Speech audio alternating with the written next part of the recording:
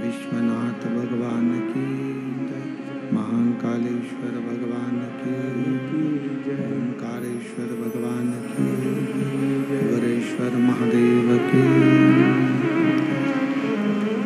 हर हर महादेव, हर हर महादेव, हर हर महादेव। काशी विश्वनाथ गोगर्दानी त्रिकालदर्शी कैलाशी विनाशी भगवान शिव, जिनकी पुनीत पावन पवित्र शिव महापुराण की कथा संपूर्ण विश्व का कल्याण करने वाली, जगत का उद्धार करने वाली, इस पवित्र पावन शिव महापुराण की कथा दिल्ली के निरंकारी मैदान में आज से प्रारंभ हुई है। कथा के मुख्य आयोजक मानव सेवा एवं शिक्षा संस्थान दिल्ली, एक बार आयोजक समिति के लिए जोरदार ताली बजाकर स्वागत करना।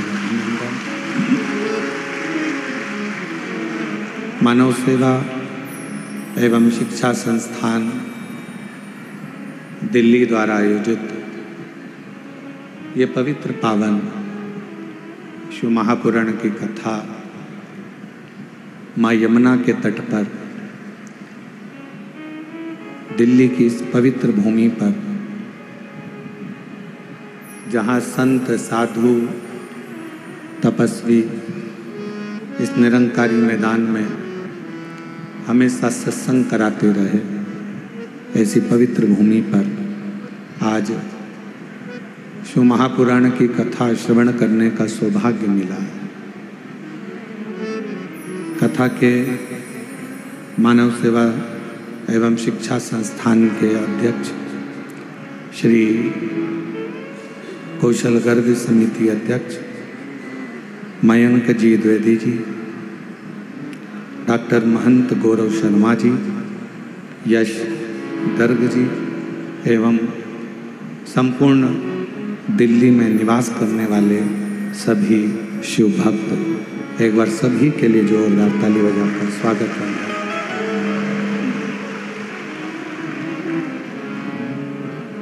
तेरी कृपा बिना न हिले एक भी ले, तेरी कृपा से तनु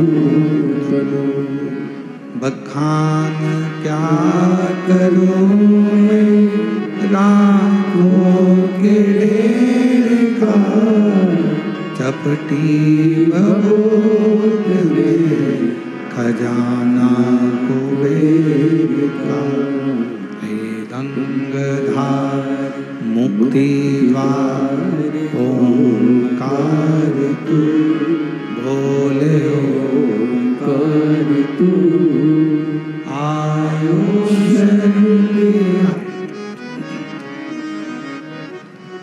रहनिवासियों में मेरी कथा के पंडाल में विराजमान सभी संत साधु, गुरुजन, ब्राह्मण जन, तपस्वी जन, साधक, उपासक एवं इस तपती हुई गर्मी में, इतनी तेज धूप में, गर्मी में लाखों की संख्या में पधारे आप शिव भक्तों को नमन करता हूं, प्रणाम करता हूं।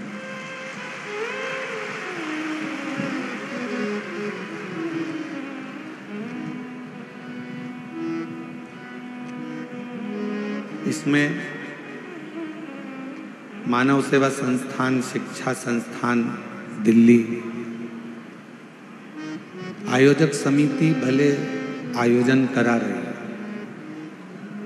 पर इसमें सबसे बड़ा अगर कोई क्रम है तो मेरी जीजियों ने जो शंकर जी को एक लोटा जल चढ़ाया था, उसका पुण्य दिल्ली वालों को प्राप्त हुआ।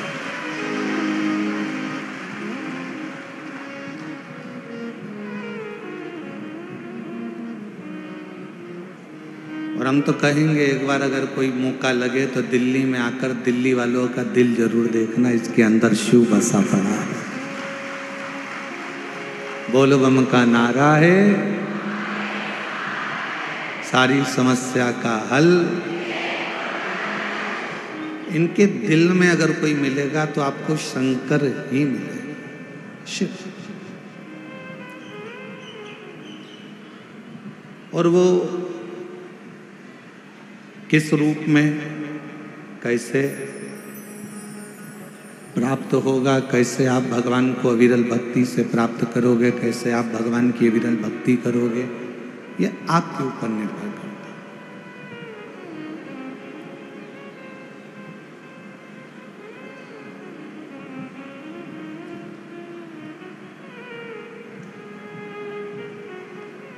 अभी हम आ रहे थे तो थोड़ा सा ट्रैफिक का जाम था। कुछ माताएं रिक्शे में से उतर कर बोली, क्यों गुरुजी तुम भी जाम में फंस गए?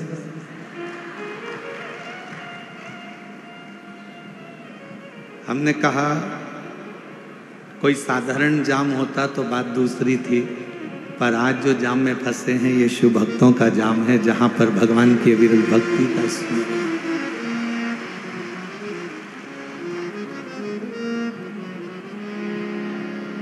उसको पाने की एक ललकता, जितने दिल से दिल्ली वालों आप शिव महापुराण की कथा को श्रवण करोगे, ये निश्चित है मेरा शिव आपको खाली नहीं भेजेगा। आपकी भक्ति शिव के प्रति, और मैंने तेरे ही भरोसे बाबा, तेरे ही भरोसे हवा बिच उड़ती जावांगी बाबा, डोर तो छठी कटी जावांगी। भोले मैं तेरी कदम, शंभो मैं तेरी कदम, हवा बिच उड़ती जावांगी बाबा,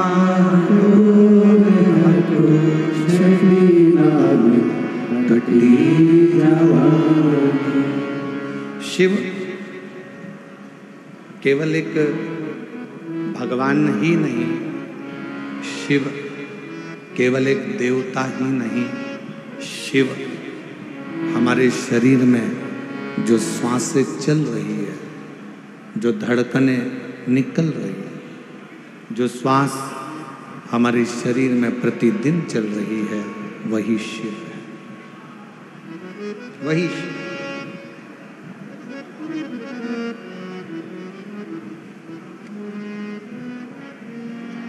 कई लोगों ने प्रश्न किया कि इस कथा का नाम हस्तिनापुर शिव पुराण क्यों रखा?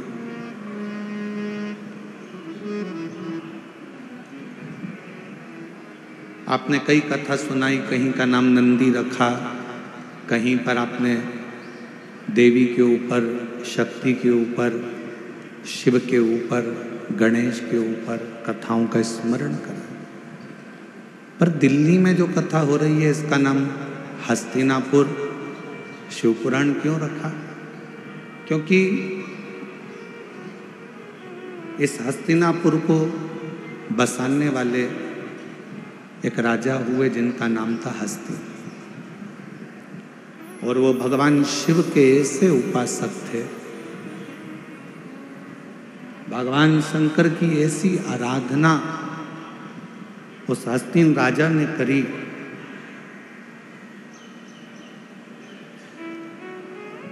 कि स्वयं शिव उस राजा के कल्याण के लिए इस पृथ्वी पर अपना चरण रखकर उस राजा के कल्याण के लिए इस भूमि पर आ जाते।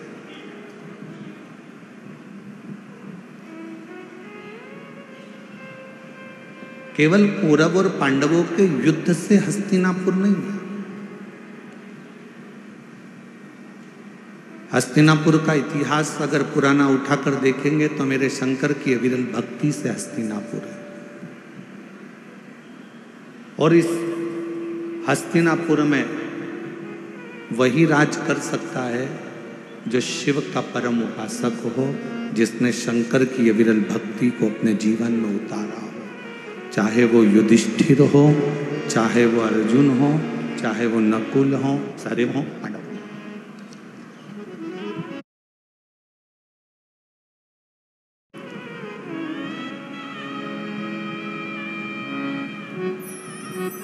ये हस्तिनापुर शिव महापुराण की कथा जो दिल्ली के निरंकारी मैदान में चल रही है, इसमें हम विदुर जी की धर्मपत्नी जो शिव की उपासक थी, विदुर जी महाराज जो शिव के उपासक थे, अर्जुन जो शिव के उपासक थे,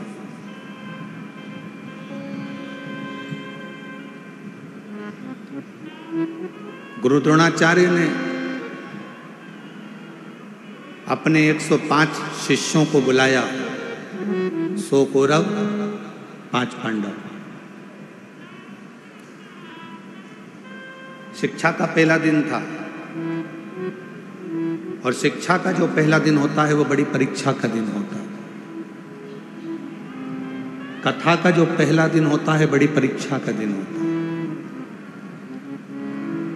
बहुत सारी विघ्न आते हैं, बहुत सारी तकलीफें आती हैं, बहुत सारी समस्या आती है।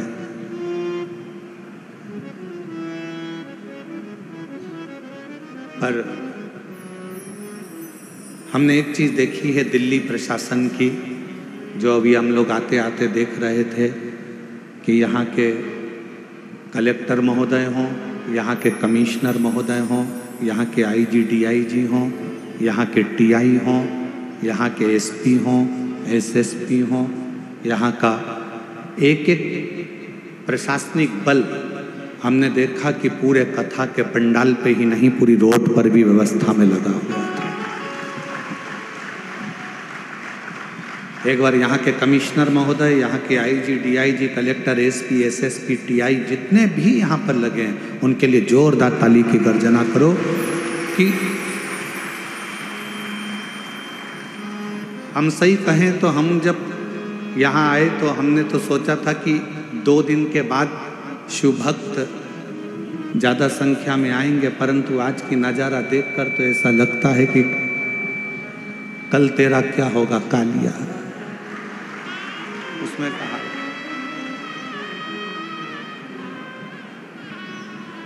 हमने यजमान से पूछा तुमने कितने पंडाल बनाए, तो कहा 3 पंडाल ये है, पीछे के पंडाल, साइड के पंडाल से मिला लो तो 8-9 पंडाल बने हुए हैं। फिर हमने आते आते पूछा पंडालों में जगह कितनी खाली है, तो कि 1 पाँव रखने की जगह नहीं है, सारे पंडाल बाबा के भरे पड़े। और इसको कौन संभाल रहा, कौन? एक बार फिर प्रशासन के लिए जोरदार ताली बजाओ। संभालने वाली ये प्रशासनिक व्यवस्था, यहाँ के कमिश्नर महोदय हों, कलेक्टर महोदय हों, एसपी हो, एसएसपी हो, आईजी हो, डीआईजी हो, एसडीएम हो, यहाँ का पूरा पुलिस बल, ट्रैफिक पुलिस हो, चाहे अन्य बल हो, यहाँ की चिकित्सा विभाग, सब संभालने वाले।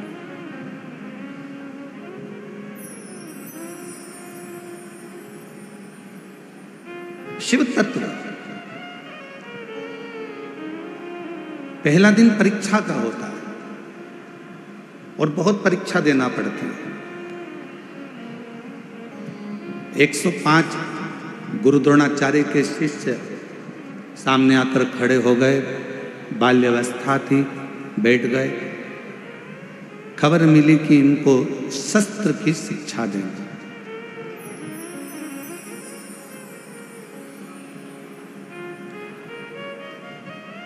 इनको शस्त्र शिक्षा देना है।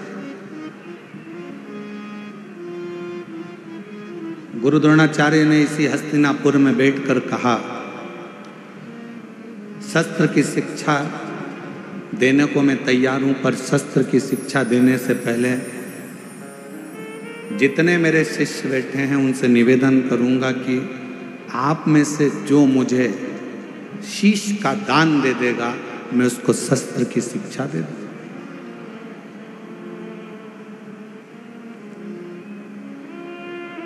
जितने कौरव बैठे थे वो सारे के सारे उठकर चले गए कि शस्त्र की शिक्षा नहीं चाहिए, अगर सिर ही कट जाएगा तो शस्त्र किस काम का।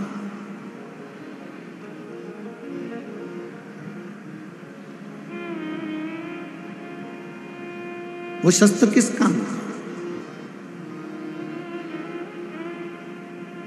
जैसे हमने पहले भी कथा में कहा, फिर कहते हैं, शिव महापुराण की कथा में जब भी आओ तो अपने साथ कोई कीमती सामान लेकर, सोना चांदी हीरा पन्ना चैन अंगूठी मोबाइल पर्स कोई भी कीमती सामान लेकर मत आओ, क्योंकि यहाँ एक ही कीमत वाला है और वो मेरा देव अधिदेव महादेव मेरा शंकर है।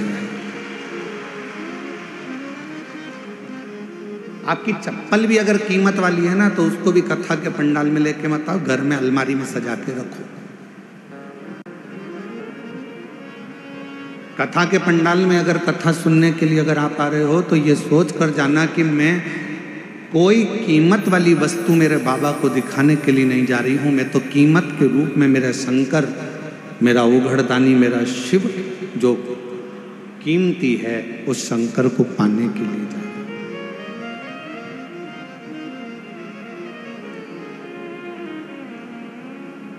हम चेन पहने हैं, बार बार अपना ध्यान चेन पर जाएगा। हम अंगूठी पहने हैं तो अंगूठी पर जाएगा। हम हमारे कोई चप्पल रखी है तो चप्पल पर जाएगा। हमारी कोई सुंदर वस्तु है तो उस पर जाएगा। आपका ध्यान यहाँ नहीं जाना चाहिए, आपका ध्यान तो शिव में, शंकर शिव।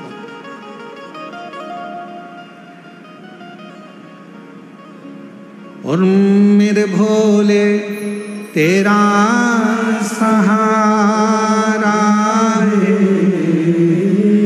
मेरे भोले तेरा सहारा है,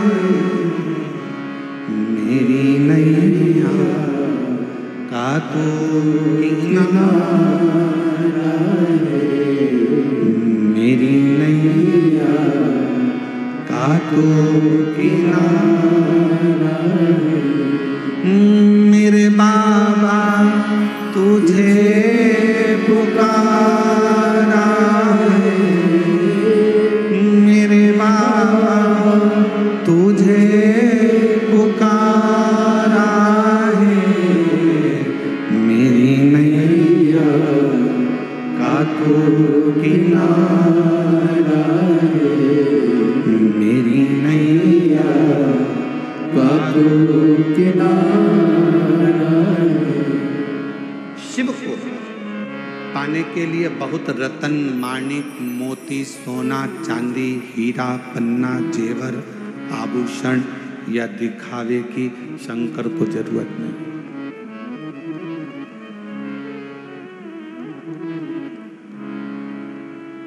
तुम्हारे धन की भी शंकर को जरूरत नहीं।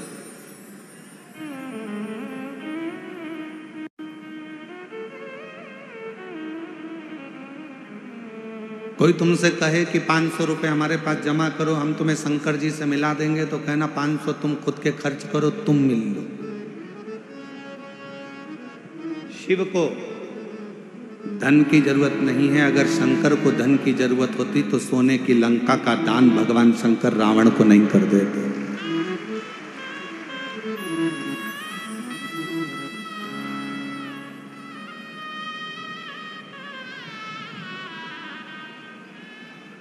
शिव को तुम्हारे वैभव की जरूरत नहीं है कि तुम दिखावा करो कि मैं शंकर जी को 1.25 लाख बेलपत्र चढ़ाऊंगा, 50 लीटर दूध चढ़ाऊंगा, या शिव जी को मैं इतना इतना 56 भोग लगाऊंगा। शिव जी कहते मुझे तुम्हारा वैभव भी नहीं चाहिए। क्या करूंगा तुम्हारे वैभव का? फिर किसी ने कहा मैं शंकर भगवान को एक एसी के कमरे में, एसी के महल में भगवान शिव को रखूंगा तो शिव को तुम्हारा एसी का रूम भी नहीं चाहिए।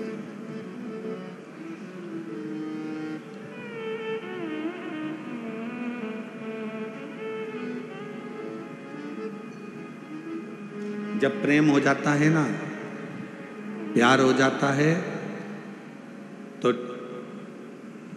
छोरी छोरे से कहती है, लड़की लड़के से कहती है कि आप और हम तो एक टूटे हुए झोपड़े में भी रह लेंगे अगर प्रेम है तो, और प्रेम नहीं है तो करोड़ों का महल भी बेकार लगता है। शिव भी यही कहते हैं,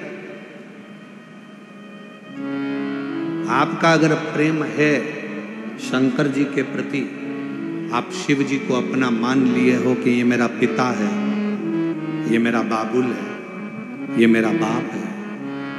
अगर तुमने मान लिया कि शिव मेरे पिता हैं, मेरे बाबुल हैं, मेरे पिता हैं, तो फिर महल की जरूरत नहीं पड़ेगी। शिव तुम्हारे दिल में निवास करेंगे। वो दिल कैसा भी हो, वो हृदय कैसा, ना उसको वैभव चाहिए, ना उसको धन चाहिए, ना उसको दौलत चाहिए। तुम्हारी संपदा से भी उसको कोई मतलब नहीं। उसको तो केवल तुम्हारी निर्मल भक्ति और दिल से बन सके तो उच्चारण श्री। पूछा, धूप इतनी तेज पड़ रही है, गर्मी इतनी तेज पड़ रही है, आप झंडा लेकर कहां से आ रहे हो? कहा, हम गुरुग्राम से पैदल चलते हुए कथा में धन्यवाद देने के लिए बाबा को। इतना भरचक गर्मी, इतना तेज तपन, जमीन तप रही है, इतनी तेज गर्मी पड़ रही है, और उसमें आप पैदल चलते चलते बाबा का भजन करते करते आए।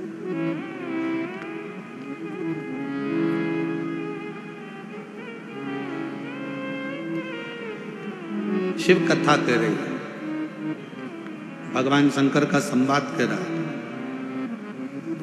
पहला दिन परीक्षा का होता है। गुरु द्रोणाचार्य ने शस्त्र की शिक्षा देने से पहले परीक्षा करी है। कहा, ये पांडव और कौरव मेरे 105 शिष्य यहाँ पर बैठे हैं, इसमें से जो मुझे शीश का दान देगा, शस्त्र की विद्या उसी को सिखाई जाए। शीश का दान मतलब क्या?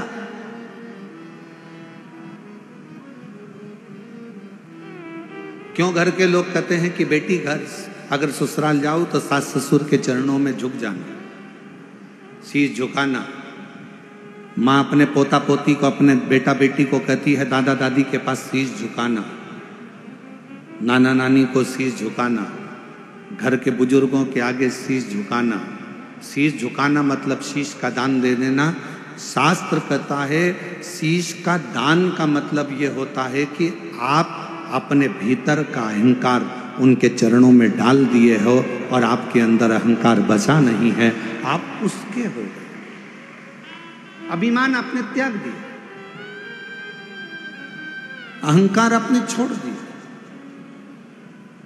कई लोग कथा में भी आते हैं तो शीश का दान नहीं कर पाते, अहंकार को छोड़ नहीं पाते। तुम मुझे पहचानते नहीं हो, तुम मुझे जानते नहीं हो, मैं अब भी फोन लगाती हूँ, देखो अब भी मुझे जगह मिलेगी, अब भी फोन लगाती हूँ। और उसको क्या मालूम कि कथा में आई है तो यहाँ तो नेटवर्क मिलता ही नहीं है। जहां जहां शिव महापुराण की कथा होती है वहां नेटवर्क ही नहीं लगता, क्योंकि वहां एक ही नेटवर्क चलता है, वो शंकर जी का, बाकी के सारे नेटवर्क फेल हो जाते हैं। मैं अभी फोन लगाती हूँ, तुम मुझे जानते क्या हो, मैं बैठूंगी आगे, मैं अभी फोन लगाती हूँ। बस हम तो कहते कभी कभी उनसे भी सीखा करो जो तुरंत कहते अब भी फोन लगाती हूँ, 1 मिनट नहीं लगेगा और मेरी गाड़ी छूटेगी, अब भी फोन लगाती हूँ, 1 मिनट नहीं लगेगा और मैं आगे बैठूंगी। ऐसा ही बल तुम्हारे अंदर होना चाहिए। अब भी शिवी शिवाय नमस्तुभ्यम बोलती हूँ और मेरा शंकर मेरे पर कृपा करेगा, ये निश्चित है, ये निश्चित है। और जिस दिन आपके अंदर ये बल आ गया ना कि मेरा शंकर, मेरा उघड़दानी, मेरा त्रिकालदर्शी, मेरा कैलाशी, मेरा अविनाशी, मेरा शिव मेरे साथ में है, मैं उसको पुकारूंगी, वो मेरा सुनेगा, मैं उसको आवाज दूंगी, वो सुनेगा। उस दिन सर्वश्रेष्ठ सब कुछ।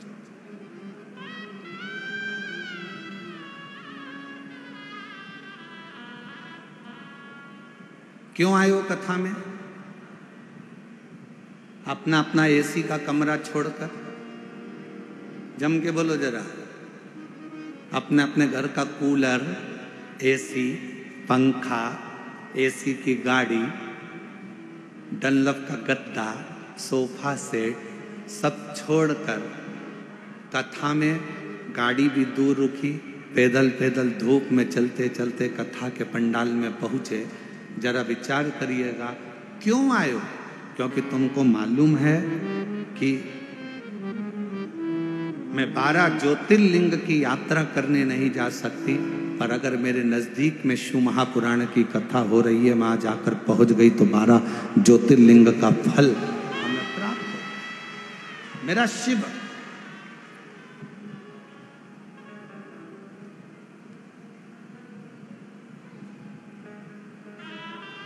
मेरा शिव मुझे यहां मिल जाए।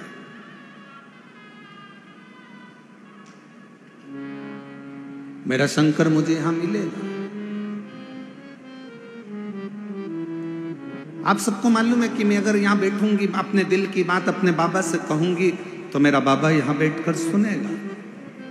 और कितनी बड़ी कृपा दिल्ली की इस कथा में हो रही है मेरे भोलेनाथ जी की। जरा विचार करिएगा कि कथा के मध्य में ही 24 तारीख को प्रदोष पड़ जाएगा, 25 तारीख को मासिक शिवरात्रि पड़ जाएगी, 26 तारीख को कथा की शिवरात्रि पड़ जाएगी और 27 तारीख को कथा विराम हो जाएगा।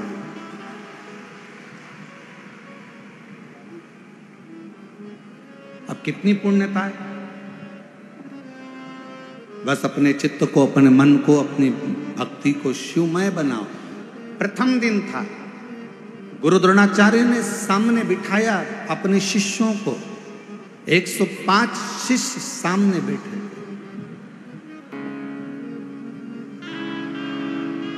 और गुरु द्रोणाचार्य ने सामने बैठे हुए 105 शिष्यों से कहा कि तुम में से जो शीश का दान देगा वो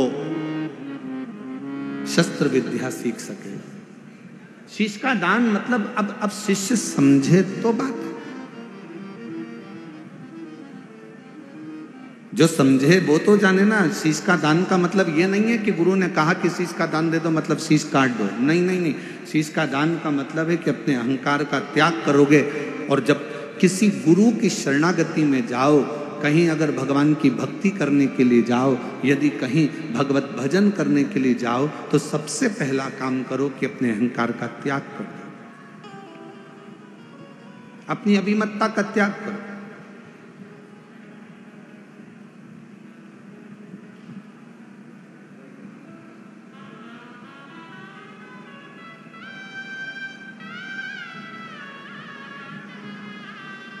कल हम देख रहे थे बहुत बड़ी बड़ी बिल्डिंगें दिल्ली में बनी है, इतनी बड़ी बड़ी बिल्डिंगें बनी, इतना बड़ा बड़ा मकान बना, इतना बड़ा बड़ा मकान बना।